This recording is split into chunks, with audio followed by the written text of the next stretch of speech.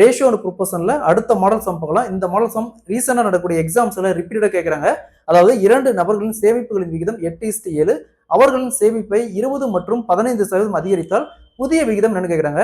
So இங்க 2 ratio கொடுத்துருக்காங்க. இதே மாதிரி 3% கொடுத்தாலும் சரி, இல்ல இந்த மாடல் சம் டிஎன்பிசி எக்ஸாம்ல எப்படி கேட்கறாங்கன்னா, ஒரு ஸ்கூல் இருக்கு, அதுல 3 டிபார்ட்மெண்ட் இருக்கு, அதுல ஒரு குறிப்பிட்ட ரேஷியோ கொடுத்துட்டு 3 டிபார்ட்மெண்ட்டுக்கும் புதிய ஒரு 10%, 20%, 25% இந்த மாதிரி அதிகரித்தால் புதிய விகிதம் என்னன்னு கேட்கறாங்க.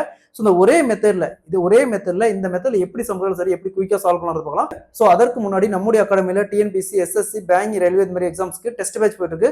ஸோ டெஸ்ட் பேட்ச் பார்த்தோம்னா நம்முடைய செல்லும் அகாடமி ஆப்ல நடக்கும். ஸோ டெஸ்ட் பத்தி வேற ஏதாவது உங்களுக்கு டீட்டெயில் வேணும்னா கீழே இருக்கிற இந்த நம்பருக்கு வாட்ஸ்அப் பண்ணுங்க. கொஸ்டின்ல 2 நபர்களின் சேமிப்புகளின் விகிதம் 8:7. ஸோ ஒருத்தருக்கு 20% சேமிப்பு அதிகரிக்கிறாங்க, இன்னொருத்தருக்கு 15% அதிகரிக்கிறாங்க. புதிய விகிதம் என்னன்னு கேட்கறாங்க. இந்த மாடல் சம் கேட்டாங்களா? ஸோ என்ன சொல்லியிருக்காங்க, 8 இன்ட்டு இங்க பாருங்க 20% அதிகரிக்கிறாங்கன்னு சொல்லிக்கிறாங்க. எப்பவுமே பேசிக்கா அதை நம்ம 100% வச்சுக்கணும். அது கூட இங்க என்ன சொல்றாங்களோ, அதிகரிக்கிறாங்கன்னு சொன்னா கூட்டிக்கணும், குறைக்கிறாங்கன்னு சொன்னா மைனஸ் பண்ணிக்கணும். ஸோ இங்க அதிகரிக்கிறாங்க. 100 + 20 120, 120 வகுத்தல் சதவீதத்துக்கு 100.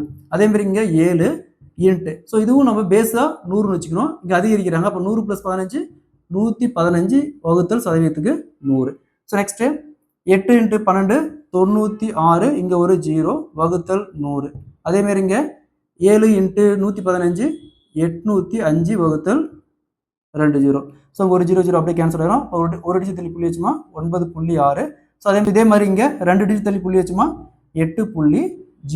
ஸோ புதிய விகிதம் பார்த்தோம்னா 9.6 8.05. Option C is the correct answer. So ஒருவேளை இங்க எக்ஸ்ட்ரா இன்னொரு பர்சன் கொடுத்தாங்கன்னா சேம் மெத்தட் தான்.